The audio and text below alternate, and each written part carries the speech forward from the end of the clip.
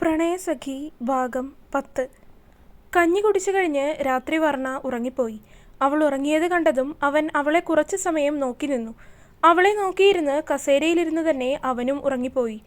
രാവിലെ ഫോൺ ബെല്ലടിക്കുന്ന ശബ്ദം കേട്ട് ആണ് ശിവ ഉണർന്നത്. അവൻ ഉണർന്നിട്ട് നോക്കുമ്പോഴും വർണ്ണ അപ്പോഴും ഉറക്കം തന്നെയാണ്, ഉണർന്നിട്ടില്ല. ഫോൺ എടുത്ത് നോക്കിയപ്പോൾ മിഥുനാണ് വിളിക്കുന്നത്. ഹലോ. ഉറക്കച്ചടവോടെയുള്ള ശബ്ദത്തിൽ അവൻ സംസാരിച്ചു തുടങ്ങി. ശിവ, നീ എവിടെയാണ്? മിഥുൻ തിരികെ ചോദിച്ചതും പെട്ടെന്നൊരു നിമിഷം എന്തവനോട് ഉത്തരം പറയണം എന്ന് പറയാതെ ശിവയാകെ ഉഴറിപ്പോയിരുന്നു. ഞാൻ ഞാൻ ഹോസ്പിറ്റലിലാണ്. തപ്പിപ്പിറക്കി അവൻ പറഞ്ഞൊപ്പിച്ചു. ഹോസ്പിറ്റലിലോ? ഇന്നലെ കണ്ടപ്പോൾ വരെ നിനക്ക് കുഴപ്പമൊന്നും ഉണ്ടായിരുന്നില്ലല്ലോ, പിന്നെ ഇപ്പോൾ എന്താ പെട്ടെന്ന് ഹോസ്പിറ്റലിൽ പോകാനായിട്ട്? മിഥുൻ അവനോട് തിരികെ ചോദിച്ചു. എടാ, അത് പിന്നെ എനിക്കല്ല, വർണ്ണയ്ക്കാണ്. അവൻ്റെ സംസാരത്തിൽ ആകെ ഒരു പതർച്ച നിറഞ്ഞു. വർണ്ണയ്ക്കോ? വർണ്ണയ്ക്കെന്ത് പറ്റി? എനിക്കറിയില്ല മിഥു. ഞാൻ വന്ന് നോക്കുമ്പോൾ അവൾ റൂമിനുള്ളിൽ തലചുറ്റി വീണ് കിടക്കുകയായിരുന്നു. എന്നിട്ട് നീ ഇപ്പോഴാണിത് പറയുന്നത്? എന്നെ വിളിക്കാമായിരുന്നില്ലേ? കുഴപ്പമൊന്നുമില്ല, BP ലോ ആയതാണ്, പിന്നെ ഫുഡ് കഴിക്കാത്തതിൻ്റെയും ഉണ്ട്. രാവിലെ ഡിസ്ചാർജ് ആവുമെന്നാണ് പറഞ്ഞത്. മിഥുൻ കയ്യിലെ വാച്ചിലേക്ക് സമയം നോക്കി. 7 മണിയായി. നീ എന്നിട്ട് എന്തെങ്കിലും ഭക്ഷണം കഴിച്ചോ? ഇല്ല, ഇനി ഡിസ്ചാർജ് ആയിട്ട് പോകുന്ന വഴി എന്തെങ്കിലും വാങ്ങിച്ച് കഴിക്കാമെന്ന് കരുതി ഇപ്പോൾ കഴിച്ചില്ല. ഏത് ഹോസ്പിറ്റലിലാണ്? KM. അവിടെയാണോ? ഇങ്ങോട്ടാണ് കൊണ്ടുവന്നത്. ഫുഡായിട്ട് ഞാൻ വരാം, നീ ഒരിടത്തും പോകരുത്, അവിടെ തന്നെ ഉണ്ടാവണം. മിഥുൻ ഫോൺ കട്ട് ചെയ്ത് വേഗം തന്നെ അമ്മയോട് പറഞ്ഞ് അവർക്ക് വേണ്ടിയിട്ടുള്ള രാവിലത്തേക്കുള്ള ഭക്ഷണവുമായി നേരെ ഹോസ്പിറ്റലിലേക്ക് തിരിച്ചു. അവിടെ ചെന്ന് ശിവയെ വിളിച്ച് റൂം നമ്പറൊക്കെ ചോദിച്ച് അവൻ റൂമിലേക്ക് നടന്നു. റൂമിൻ്റെ വാതിലിൽ മുട്ടിയപ്പോൾ തന്നെ ശിവ വന്ന് വാതിൽ തുറന്നു കൊടുത്തു. വർണ്ണ അപ്പോഴും ഉണർന്നിട്ടില്ല. മരുന്നിൻ്റെ സെഡേഷൻ ഉണ്ടാകും എന്ന് മിഥുൻ ചിന്തിച്ചു. കൊണ്ടുവന്ന ഭക്ഷണമൊക്കെ ടേബിളിൽ വെച്ചു. ഈ സമയം അത്രയും മിഥുൻ ശിവയെ ഒന്ന് നോക്കാനോ സംസാരിക്കാനോ മുതിർന്നില്ല. മിഥുനെ, ഞാനൊന്നും ചെയ്തിട്ടില്ല. മിഥുൻ ഒന്നും സംസാരിക്കുന്നില്ല എന്ന് കണ്ടതും ശിവ തൻ്റെ ഭാഗം ന്യായീകരിക്കാൻ എന്നതുപോലെ അവനോട് പറഞ്ഞു. അവൻ്റെ ആ സംസാരത്തിൽ മിഥുൻ അവനെ ഒന്ന് ദേഷ്യത്തോടെ നോക്കി. അതിന് നീ എന്തെങ്കിലും ചെയ്തോന്ന് ഞാൻ പറഞ്ഞോ? മിഥുൻ കടുപ്പിച്ച ശബ്ദത്തോടെ അവനോട് തിരികെ ചോദിച്ചു. എന്നാൽ ഇവരുടെ ഈ സംസാരത്തിൻ്റെ ശബ്ദം കേട്ടതും വർണ്ണ പതിയെ കണ്ണുകൾ തുറന്നു. കണ്ണു തുറന്നപ്പോൾ ഒരു നിമിഷം അവൾക്ക് താൻ എവിടെയാണെന്നുള്ള കാര്യം മറന്നുപോയി. നോക്കിയപ്പോൾ ആദ്യം കണ്ടത് മിഥുനെയാണ്. മിഥുൻ്റെ നോട്ടവും വർണ്ണയുടെ നേർക്ക് തന്നെയായിരുന്നു. എവിടെയോ കണ്ടു പരിചയമുള്ള മുഖമാണല്ലോ, ആരാണിത്? പെട്ടെന്ന് മുന്നിൽ തന്നെ മിഥുനെ കണ്ടതും അവൾ ഒരു നിമിഷം ചിന്തിച്ചു. ശേഷം മുഖം ഒന്ന് കൈ ഉയർത്തി അമർത്തി തുടച്ച് കട്ടിലിൽ എഴുന്നേറ്റിരുന്നപ്പോഴാണ് താനിപ്പോൾ ഹോസ്പിറ്റലിലാണ് എന്നുള്ള ചിന്ത അവൾക്ക് വന്നത്. അവൾ മുഖമുയർത്തി മിഥുനെ ഒന്ന് നോക്കി. എന്നാലും അബദ്ധത്തിൽ പോലും അവളുടെ കണ്ണുകൾ ശിവയെ തേടി എത്തിയില്ല.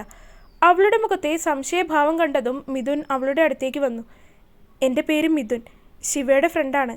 കല്യാണത്തിനുണ്ടായിരുന്നു, അന്ന് കണ്ടിട്ടുണ്ടാകും. നേരിയ പുഞ്ചിരിച്ച മുഖത്തോടെ തന്നെ മിഥുൻ അവളോട് പറഞ്ഞു.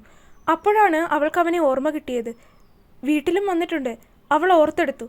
ശേഷം പരിചയഭാവത്തിൽ ഒന്ന് തിരികെ പുഞ്ചിരിച്ചു. ഇപ്പോൾ എങ്ങനെയുണ്ട്? കുറവുണ്ട്.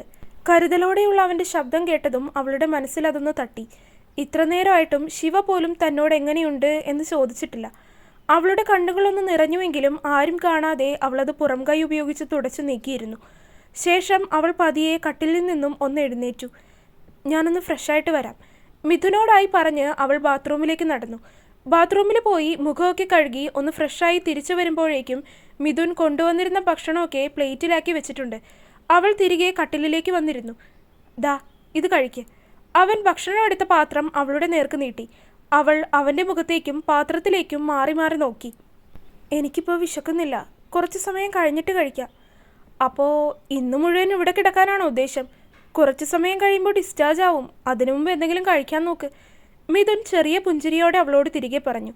അവൻ്റെ സ്നേഹത്തോടെയും പുഞ്ചിരിയോടെയുമുള്ള സംസാരം അവൾക്കൊത്തിരി ഇഷ്ടമായി. അവൻ വീണ്ടും ആ പാത്രം അവളുടെ നേർക്ക് നീട്ടിയതും മടിയൊന്നും കൂടാതെ അവളത് കയ്യിലേക്ക് വാങ്ങി.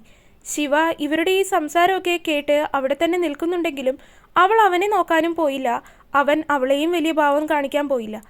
മിഥുൻ്റെ കയ്യിൽ നിന്നും ഭക്ഷണത്തിൻ്റെ പാത്രം വാങ്ങി അവൾ പതിയെ കഴിച്ചു തുടങ്ങി. അപ്പോഴും ശിവ എന്നൊരാൾ അവിടെ ഉള്ളതായി പോലും അവൾ ഭാവിച്ചില്ല.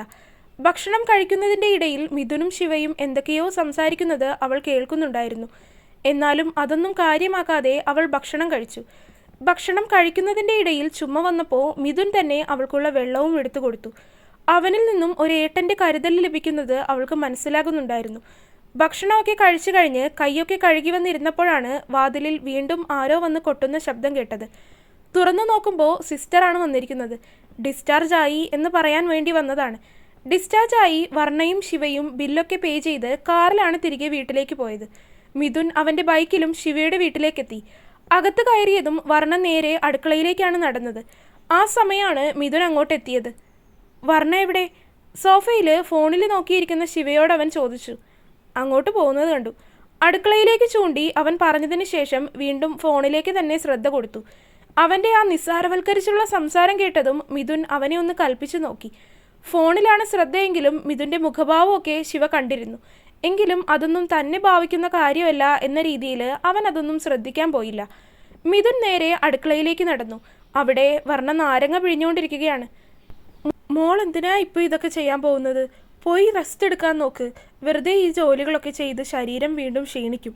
അടുക്കളവാതിൽക്കൽ നിന്നുകൊണ്ട് തന്നെ അവൻ പറഞ്ഞു. അവൻ്റെ സ്വരം കേട്ടപ്പോഴാണ് മിഥുൻ അവിടെ നിൽക്കുന്നത് വർണ്ണ കണ്ടത് തന്നെ. ആദ്യമായിട്ട് ഇങ്ങോട്ട് വന്നതല്ലേ, വെള്ളമൊന്നും തരാതെ വിടുന്നത് ശരിയല്ലല്ലോ. പിന്നെ പുറത്തൊക്കെ നല്ല ചൂടല്ലേ, അപ്പോൾ ദാഹിക്കുകയും ചെയ്യും. അപ്പോൾ ദാഹത്തിനൊരു ശമനവുമാകും.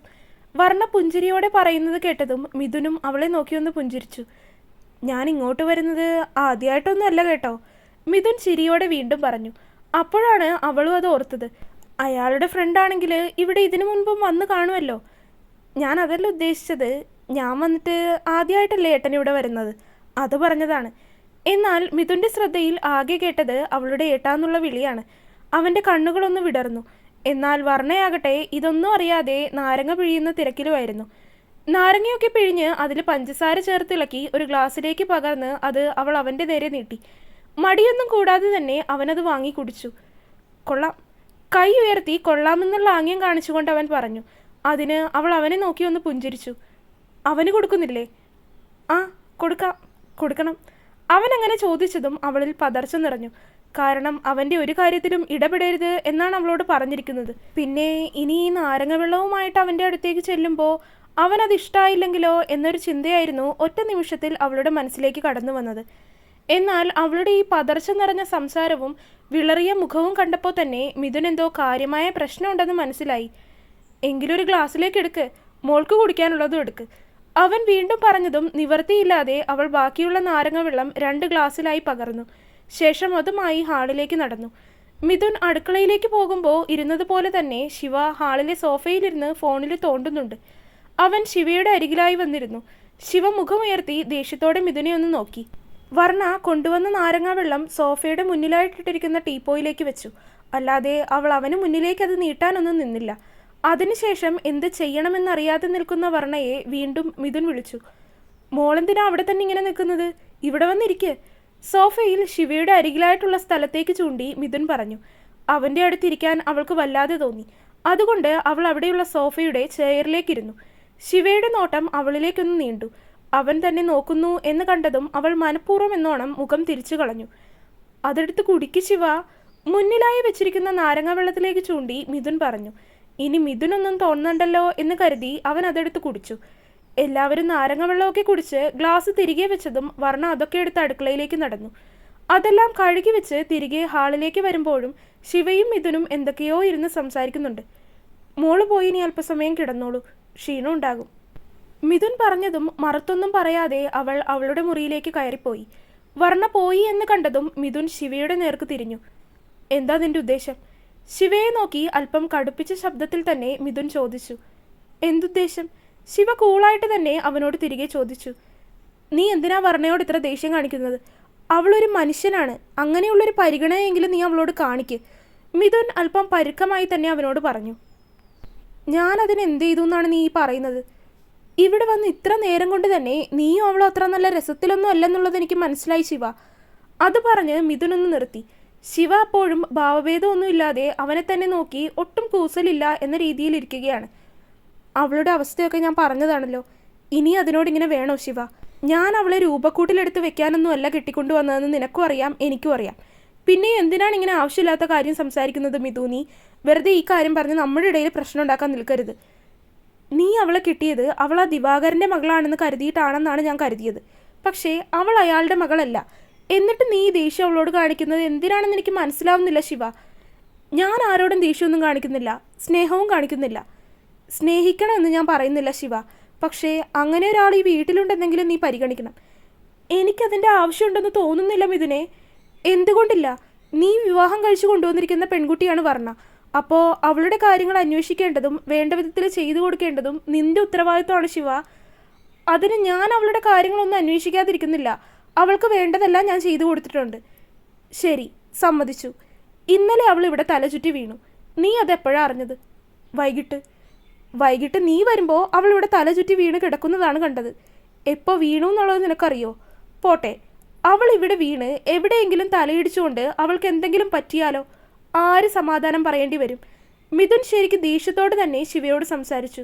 Please stop this Mithu. നീ എന്തിനാ അവളുടെ കാര്യത്തിൽ ഇത്രയ്ക്കും ടെൻസ്ഡ് ആവുന്നതെന്ന് എനിക്ക് മനസ്സിലാവുന്നില്ല. ഞാൻ അവളുടെ കാര്യത്തിൽ ടെൻസ്ഡ് ആവുന്നതല്ല ശിവ. ഒരിക്കലൊരു പ്രശ്നത്തിൻ്റെ പേരിൽ നീ കുറേ അനുഭവിച്ചു കഴിഞ്ഞതാണ്. ഇനി വീണ്ടും അങ്ങനെ ഒരു പ്രശ്നത്തിലേക്ക് നിന്നെ തള്ളിവിടാൻ എന്നെക്കൊണ്ടാവില്ല. അതുകൊണ്ട് ഞാൻ പറഞ്ഞതാണ് ശിവ. മിഥുൻ അങ്ങനെ പറഞ്ഞതും ശിവയൊരു ഞെട്ടലോടെ അവനെ നോക്കി. പറയാനുള്ളത് ഞാൻ പറഞ്ഞു. ഇനി എന്താ വേണ്ടതെന്ന് നിനക്ക് തീരുമാനിക്കാം. കുറച്ചു സമയം ശിവയൊന്നും മിണ്ടിയില്ല.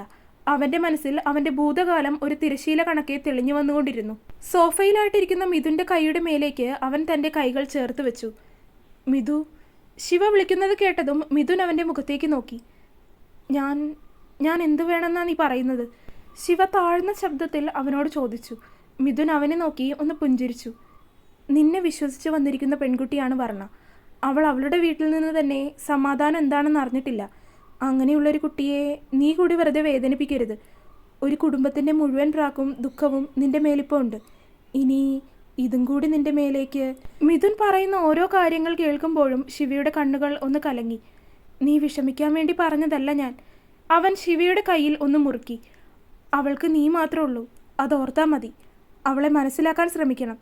മിഥുൻ പറയുന്നത് ശിവയ്ക്ക് മനസ്സിലാകുന്നുണ്ട് എന്നത് അവൻ്റെ ഇരിപ്പിൽ നിന്ന് തന്നെ അവന് മനസ്സിലായി. ഞാനെന്നാ ഇറങ്ങട്ടെ. ഹാഫ് ഡേ ലീവാണ് പറഞ്ഞത്.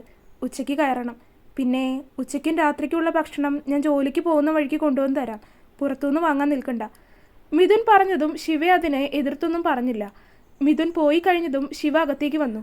തുറന്നു കിടക്കുന്ന അവളുടെ മുറിയിലൂടെ അകത്തേക്കൊന്ന് നോക്കിയപ്പോൾ അവൾ നല്ല രീതിയിൽ ഉറക്കമാണ്. അത് കണ്ടതും അവൻ തിരികെ അവൻ്റെ മുറിയിലേക്ക് വന്ന് കിടന്നു. തുടരും. അപ്പോൾ വീഡിയോ കണ്ടവരെല്ലാവരും വീഡിയോ ലൈക്ക് ചെയ്യുക. നിങ്ങളുടെ അഭിപ്രായങ്ങൾ എന്തായാലും അത് കമൻറ്റായിട്ട് അറിയിക്കുക. ചാനൽ ഇതുവരെ സബ്സ്ക്രൈബ് ചെയ്യാത്തവരുണ്ടെങ്കിൽ സബ്സ്ക്രൈബ് ചെയ്യുക. അടുത്ത പാർട്ടായിട്ട് നാളെ വരാട്ടോ. ബൈ.